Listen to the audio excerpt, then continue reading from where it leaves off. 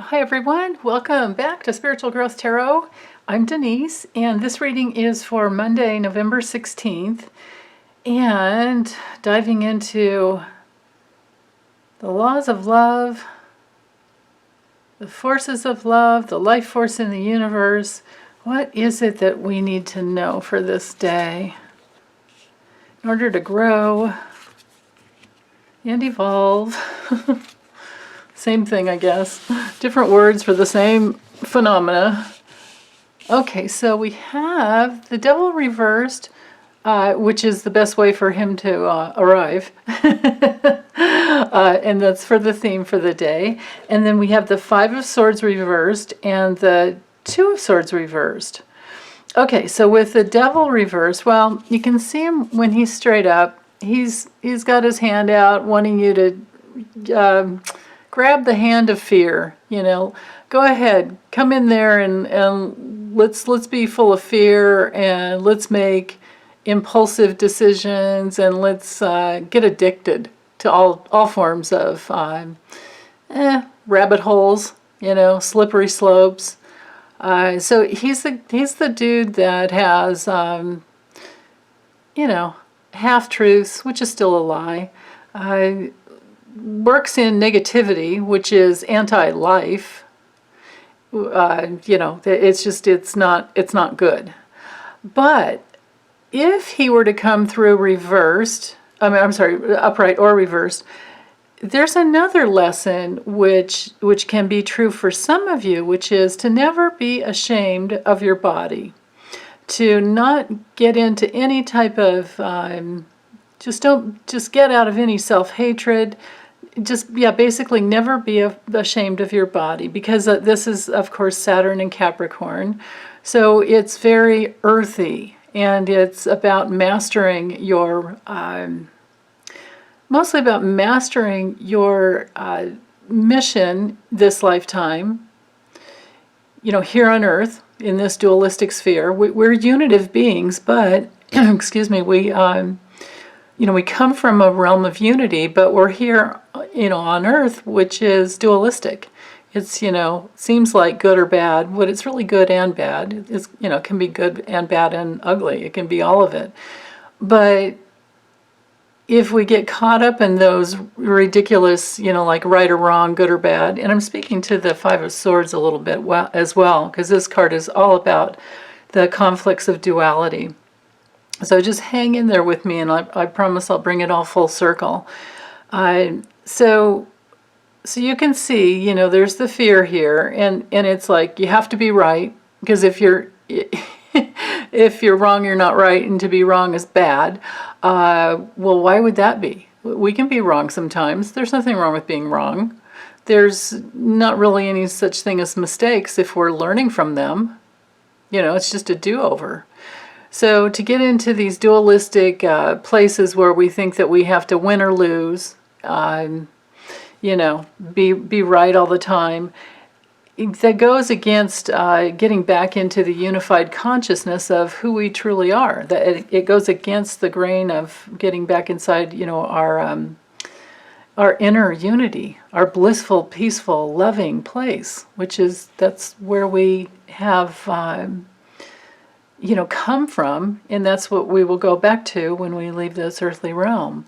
So why not focus on all of that? Focus on the unity and the bliss and the love as we're moving through our day as much as we possibly can. Try to stay in that positive place. Now, when he comes through reversed, when the devil comes through reversed, this can be a real release of negativity. It can be a place where, no, I'm not taking that hand because it leads me down a dark rabbit hole and I don't want to go there, and I'm not listening to lies anymore. In fact, I'm not in my inner conflict anymore. This inner conflict is all about, like I was saying, it's all either ors. It's good or bad, right or wrong, pleasure or pain, win or lose, life, versus death. The truth is there's good and bad on the earth. There's right and wrong. There's pleasure and pain. But the more we work on our inner dualistic split, which says something awful like, our deepest inner conflict will say something like, I'm not good enough, I'm bad, I'm wrong, I don't belong, I don't matter, I'm too much. It'll always be some form of self-hatred and some form of, lack of self-worth. So when we work through those, we turn that all around. We don't listen anymore to that negativity. We don't listen anymore, which is really, really wonderful. The Five of Swords can, when it's reversed, there can be a real, like resolution, of reconciliation of that inner split. There's no more like facepalm, and there's no more like listening to the negative little voices, little negative specialists that want to say, that basically want to keep you locked in fear. No, don't do that. Don't be your real self. Things like that. So when he comes through reversed, when this card comes through reversed, there's a reconciliation. There's some reconciliation of an inner split, of an inner, separation from your highest self. So that's good. So it's like, you've stitched something back together that was previously torn apart. So that is beautiful, because when we do that work, we're able to get out of the vicious circles, because the vicious circles kind of have us torn in two. They have us in a double bind, like you think you need to go this way to get the love and approval that you deserve, or you think you need to hide in order to stay safe, or something in that dynamic. And what causes, more pain is going in either direction. You're not going to get to the place you want to be by going in either one of those polar opposites. What you do need to do is to do a lot of inner work and, grief work around your childhood. A lot of forgiveness has to come through to yourself and others.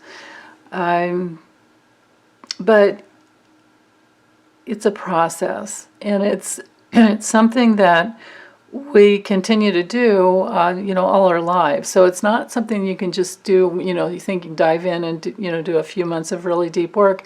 It's a daily, and this card, speaks to very much of, like the daily, I don't know if you want to call it a grind, but, the daily work of being utterly human.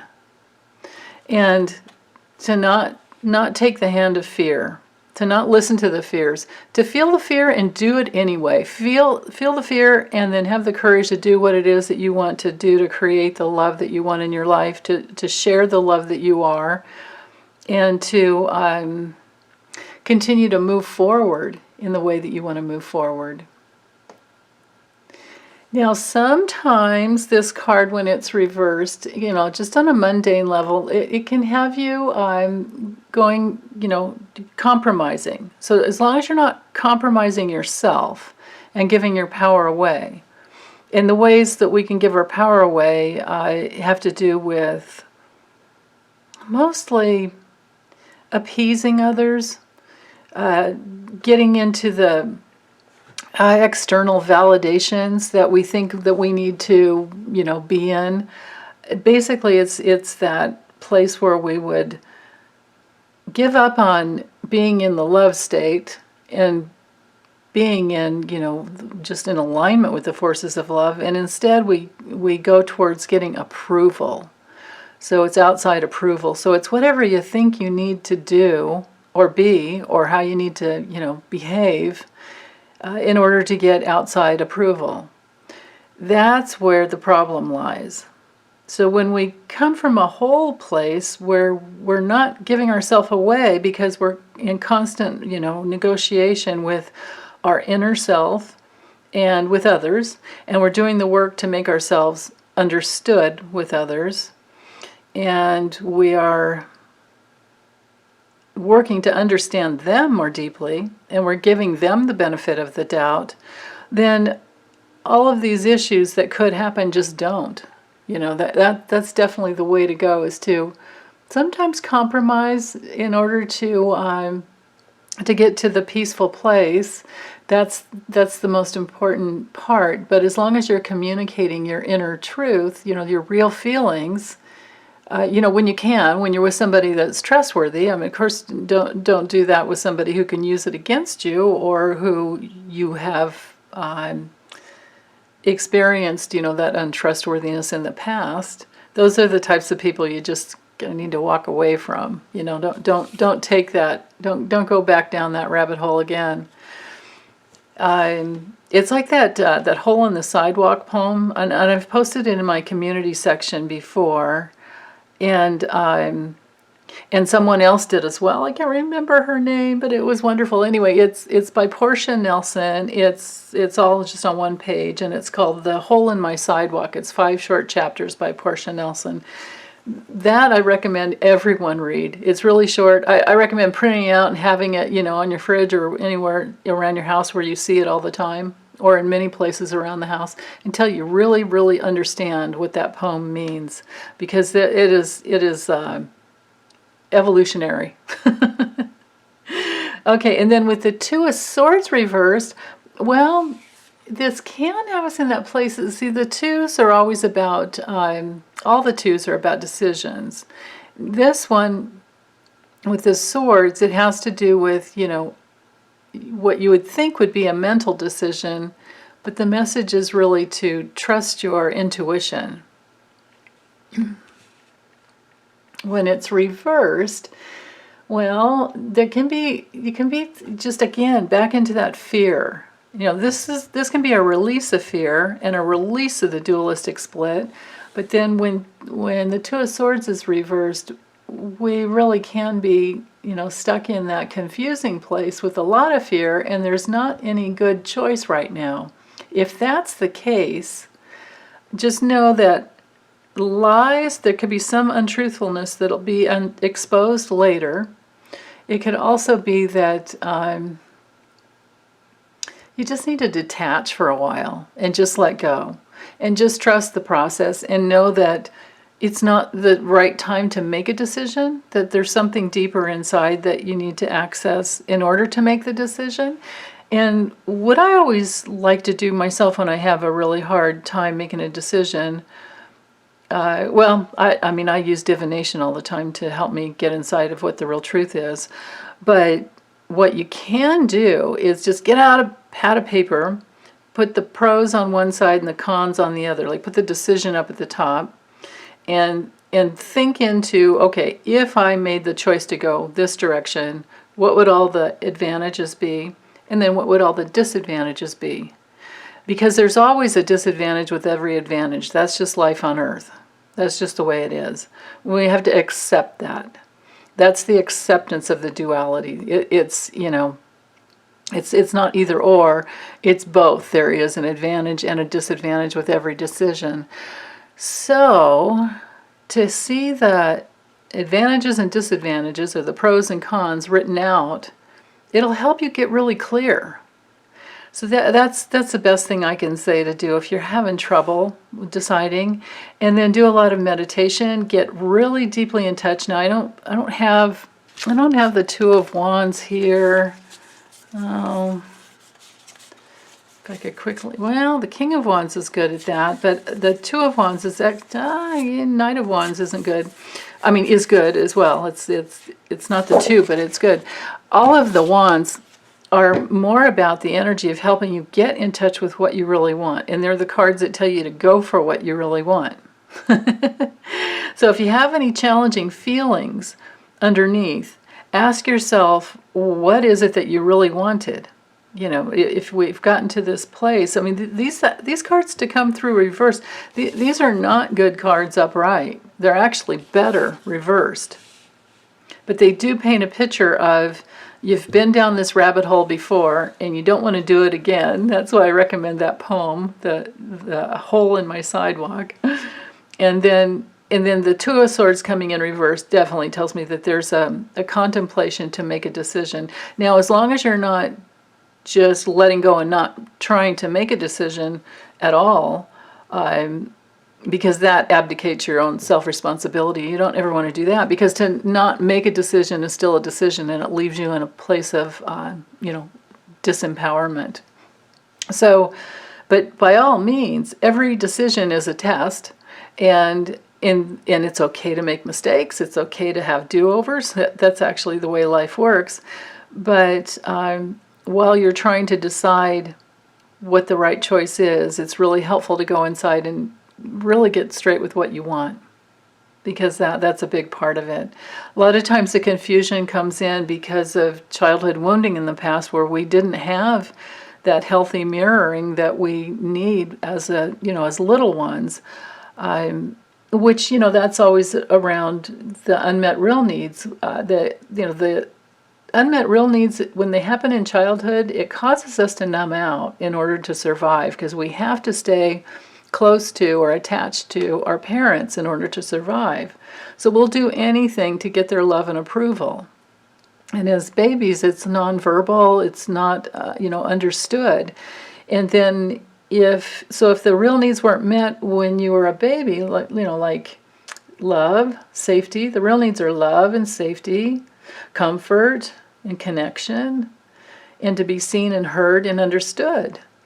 So if we didn't get that when we were little, we had to numb out in order to survive. And then the problem is that we grow as adults, and we have these places inside where we have these deep inner conflicts, and they are areas of numbness and vicious circles.